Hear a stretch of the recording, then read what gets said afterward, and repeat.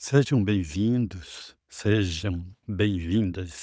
Hoje nós vamos falar de um tema que é o cérebro e a sociedade dentro dessa visão da psicologia de Jung. Você já parou para pensar por que você é quem você é?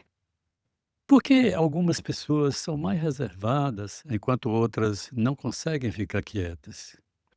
Por que mudamos tanto ao longo da vida? Essas perguntas, que parecem simples, tocam em algo muito profundo sobre a natureza humana. E é exatamente sobre isso que vamos conversar hoje. O meu nome é Carlos São Paulo. Eu vou te mostrar como a psicologia analítica de Carl Gustav Jung pode nos ajudar a entender melhor quem somos. Como isso se conecta com descobertas modernas sobre o cérebro, porque a neurociência vem provando que a ciência empírica de Jung vem se confirmando. Vamos começar com uma ideia central de Jung, a ideia do inconsciente. Mas, claro, não estou falando apenas do inconsciente pessoal, aquele lugar onde guardamos nossas memórias esquecidas e nossos traumas. Isso já virou de tradição pensar na causalidade do comportamento. Jung foi além. Ele propôs que existe um inconsciente coletivo, uma camada mais profunda da psique que todos nós compartilhamos. É nessa camada que encontramos o que ele chamou de arquétipos, uma espécie assim de mods invisíveis que vão influenciar a maneira como você pensa e como você envelhece. Então, esses moldes são temas que nós vivemos desde o início da humanidade. A neurociência moderna confirma que nosso cérebro está em constante mudança, moldado por cada experiência. Essas mudanças não mudam o arquétipo, mas mudam o conteúdo do arquétipo, como ele se expressa. Pense assim: você já teve aquela sensação de déjà vu ao visitar um lugar pela primeira vez? Ou já se pegou sonhando com símbolos que você nunca viu conscientemente? Mas que de alguma forma parecem familiares. Segundo Jung, isso acontece porque carregamos em nós padrões universais de experiências humanas. Não despertamos todas, mas vivemos a cada momento recebendo chamados para que um desses moldes se expressem. Ele vai se expressar por meio do que nós chamamos de símbolos arquetípicos. E aí vai mudar de acordo com a experiência pessoal, cultura. Então, os arquétipos que moldam a nossa psique não são apenas personagens de história. Então você vai ver as forças vivas dentro de você influenciando como você pensa, sente e age. Toda criança, por exemplo, busca o herói, mas busca também o algoz. Mas o cérebro está em constante mudança. Aquela circuitaria vai amadurecendo, vai sendo utilizada, e aquelas que não são utilizadas vão de alguma maneira sumindo, se desmanchando, né. Então, desde o nascimento, o nosso cérebro faz novas conexões e se adapta a cada experiência. Imaginem que as experiências que você não teve lá na primeira década da vida, pode te trazer dificuldades a essa aquisição. Então conta-se que Stevie Wonder nasceu com uma catarata que não deixava enxergar, e adulto ele fez a cirurgia, passou a enxergar, mas esse enxergar se tornou pavoroso, porque padecer de um tapete é como se estivesse caindo num abismo.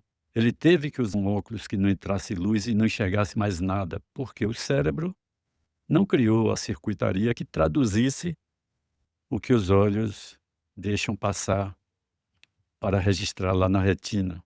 Então, a pessoa que vai falar uma língua, aprendendo isso adulto, vai ter o sotaque, mas desde a infância vai formar uma maneira que fala como nativo. Muito bem. Então, cada pessoa que você conhece, cada livro que você lê, cada filme que você assiste, literalmente molda quem você é.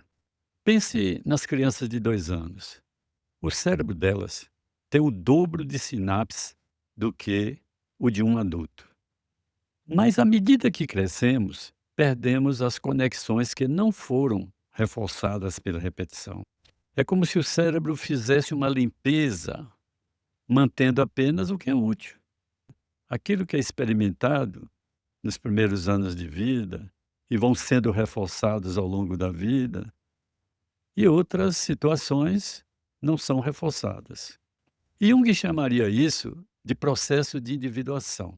É o caminho que cada um de nós percorre para se tornar quem realmente é, integrando todas as nossas partes. Mas precisamos integrar também aquilo que não gostamos, mas com consciência disso. Esse processo de busca pela totalidade é o que move o Instituto Jungiano da Bahia. Fomos pioneiros aqui na Bahia a oferecer o curso de especialização, a entrar no mundo universitário, o curso pós-graduação Lato Sensu e outros cursos como aprimoramento clínico. E para quem deseja esse estudo a sério, unido o rigor intelectual à escuta da alma, se você quiser se aprofundar nessa jornada, saiba que você conhecerá nossos cursos. O nosso site é www.ijba.com.br. À medida que se faz um curso, seja de fundamento, seja de pós-graduação, você vai mudar também essa circuitaria, o modo de ver o mundo, vai aprender sobre como você funciona e de que maneira nós devemos proceder. Não é sobre esse manual de instruções, nada disso. É sobre integrar todas as partes de você mesmo, incluindo aquelas que você prefere esconder. E aqui entra um dos conceitos mais poderosos de Jung, a sombra. Jung chamou de sombra a tudo aquilo que você não quer reconhecer em você, projeta em alguém e esse alguém se torna a pessoa que você odeia. Quando você reprime uma emoção ou um pensamento, ele não desaparece, ele fica com um elemento perturbador. Ele fica ali no seu inconsciente, influenciando suas decisões de formas que você nem percebe.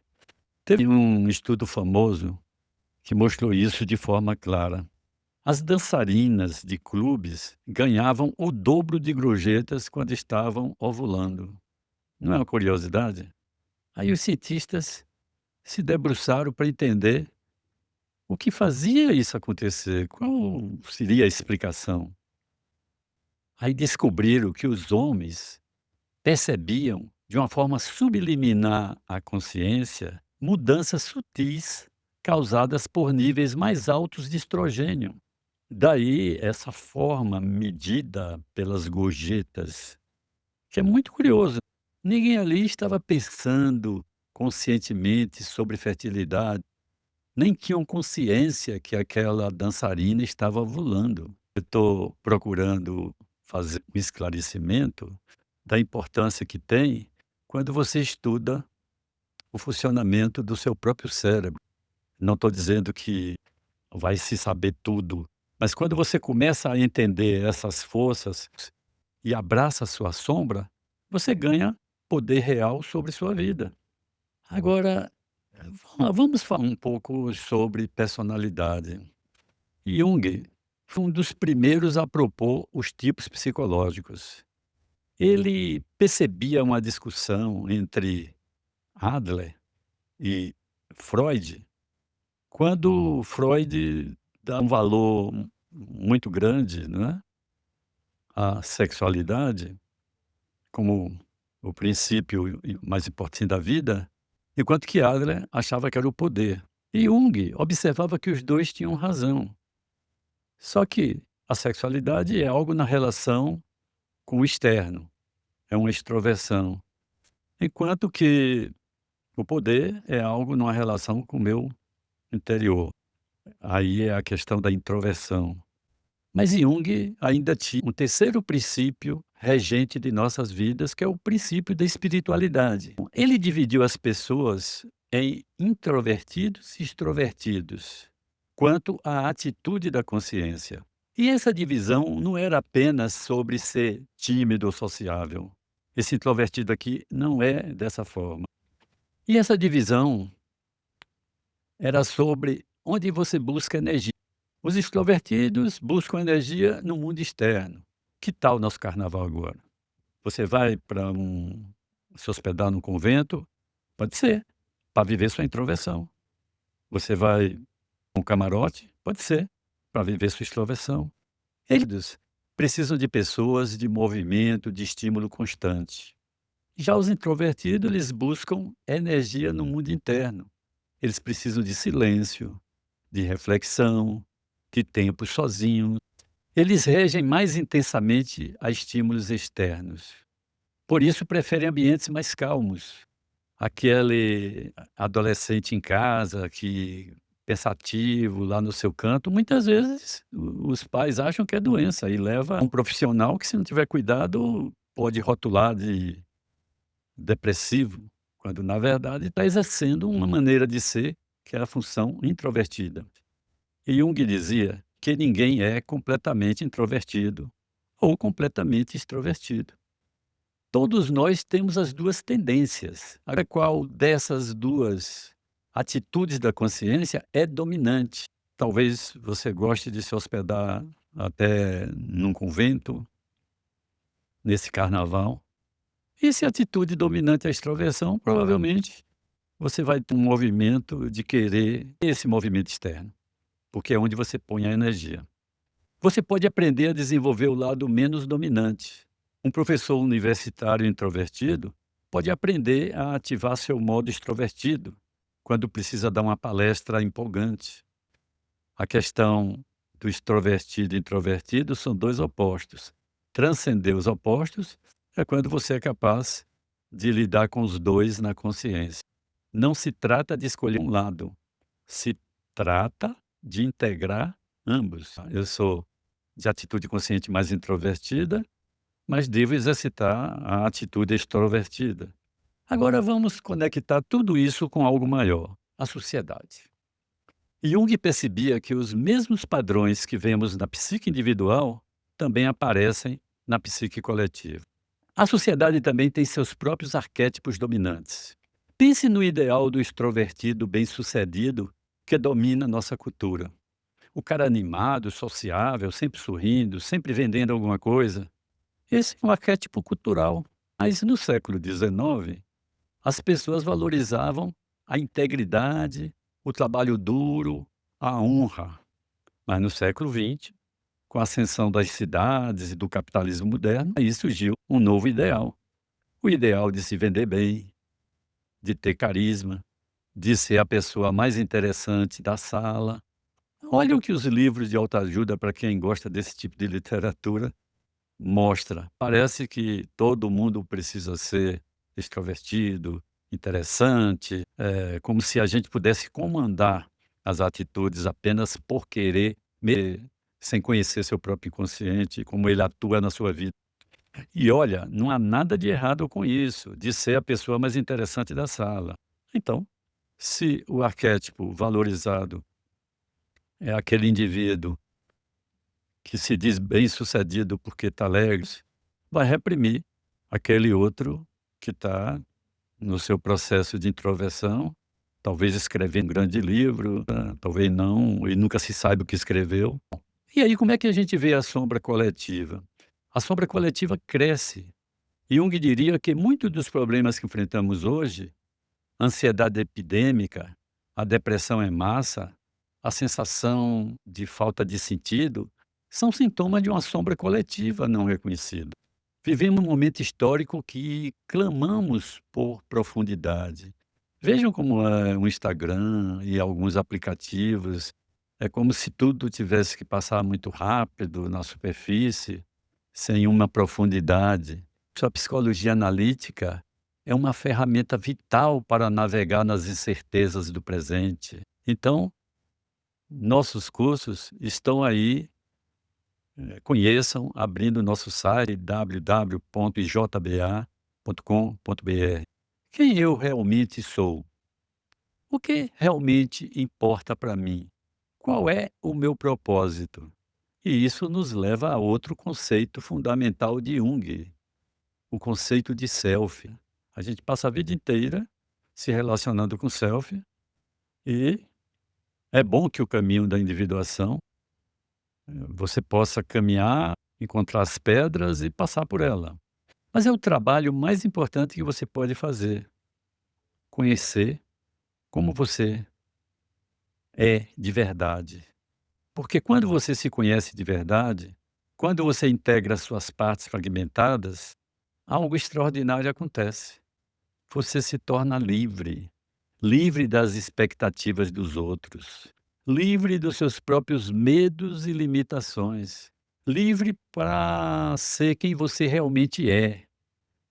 E essa liberdade individual tem um impacto no coletivo. Quando mais pessoas fazem o trabalho de individuação, a sociedade inteira muda. Então tome consciência também de sua participação na sociedade, o quanto ela precisa de você mais consciente de si mesmo. Estamos assistindo nas reportagens coisas que nos assombram. Quando estudamos a ascensão e queda dos impérios, vemos padrões semelhantes. Quais são as nações que prosperam? São aquelas que conseguem integrar diferentes forças. Não é a nação bélica, não é a nação que impõe poder sobre as outras. As que equilibram inovação e tradição são essas que estão se diferenciando e que prosperam. Então, liberdade e ordem, individualismo e coletivismo, é preciso que equilibrem inovação e tradição. As nações que caem são aquelas que se tornam unilaterais, aquelas que reprimem um lado da equação. Pense nos Estados Unidos hoje, um país dividido entre dois extremos, cada lado demonizando outros, cada lado projetando sua sombra no inimigo. Bem, a questão não é tomar partido, eu estou analisando como uma nação cindida é prejudicial a todo o coletivo. Jung diria que o caminho para a cura não é a vitória de um lado sobre o outro, é a integração. Esse lado brutal, primitivo que existe lá nos Estados Unidos, não está só de um lado, pertence àquela nação, precisa ser integrado. Como aplicamos a sabedoria de Jung na nossa vida diária? Primeiro, se reconhecendo que você não se conhece tão bem como você pensa. A maior parte de você está escondida no inconsciente. Você muitas vezes paga um preço alto pelo ato de uma personalidade sua que você não conhece. Segundo, preste atenção nos seus sonhos. Preste atenção naqueles acontecimentos que você sente que teve uma coincidência significativa, mas não teve uma relação de causa e efeito. Jung chamou isso de sincronicidade. Esses sonhos falam a linguagem dos símbolos e dos arquétipos. Quando você começa a entender essa linguagem, ganha acesso a uma sabedoria profunda. Terceiro, observe suas projeções. Alguém te inquieta, é possível ter uma projeção. Se te afeta, tem projeção tua. Quando alguém te irrita profundamente, pergunte a si mesmo: o que essa pessoa está refletindo em mim que eu não quero ver? Essa é a sombra se manifestando. A quarta coisa é você buscar o equilíbrio. Se você é muito introvertido, desafie-se a ser mais sociável às vezes. Fale com o porteiro, fale com outro no elevador, exercite. Se você é muito extrovertido, pratique a solidão, a reflexão, leia bons livros, desenvolva a literatura para aguçar mais toda a profundidade da imaginação. Se você é muito racional, conecte-se com suas emoções. Se você é muito emocional, desenvolva seu pensamento lógico. Quinto, e mais importante, tenha coragem de ser você mesmo. não a versão de você que os outros querem que você seja. Isso requer coragem, porque significa olhar para as partes de você que você tem vergonha. Significa reconhecer seus erros. Significa aceitar sua imperfeição. Mas é exatamente aí que está a liberdade. Porque quando você aceita a sua totalidade, você para de fugir de si mesmo. Quanto mais você se conhece, mais você entende os outros, que seu papel na sociedade é se conhecer, ser você, e é daí que mais você vai conhecer também. Conhecendo suas sombras. É claro que você pode precisar da ajuda do outro, por isso existe a psicoterapia. Não adianta as pessoas estarem usando a farmacologia sem conhecer a si mesmo, senão vai ficar precisando do remédio a vida inteira. E não é assim. Obrigado por me assistir. E nosso site é www.ijba.com.br.